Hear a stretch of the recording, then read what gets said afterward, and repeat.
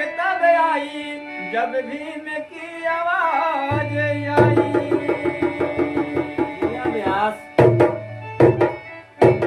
ए भैया एक बाबा साहब के गीत लेके आई बानी और जो गलतियां होगी उसको क्षमा कीजिएगा।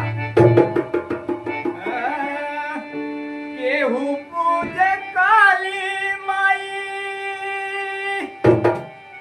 केहू पूजे काली माई, केहू दी है बाबा के, केहू पूजे काली माई, केहू दी है बाबा के।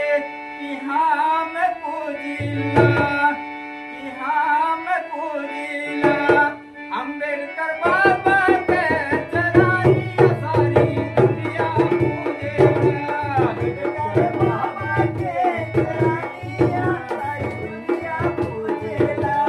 अम्बेडकर बाबा के चराइया सारी दुनिया पूजेला। बाबा के चराइया सारी दुनिया पूजेला। भीम बाबा के चरनिया सारी दुनिया पूजेला। बाबा भीम के चरनिया सारी दुनिया पूजेला। केहू पूजे काली माई, केहू दी है बाबा के, केहू पूजे काली माई, केहू दी है बाबा के।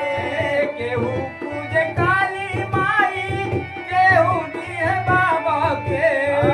केहू पूजे काली माई, केहू दी है बाबा के। हम पूजिला, हम पूजिला अम्बेडकर बाबा के चरनिया सारी दुनिया पूजिला। अम्बेडकर बाबा के चरनिया सारी दुनिया पूजिला। अम्बेडकर बाबा के चरनिया सारी दुनिया पूजिला।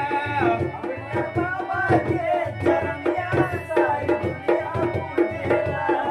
अम्बेडकर बाबा के चरनिया सारी दुनिया पूजिला। जय भीम साथियों। नमो बुद्धाय। जय भीम। आप बोला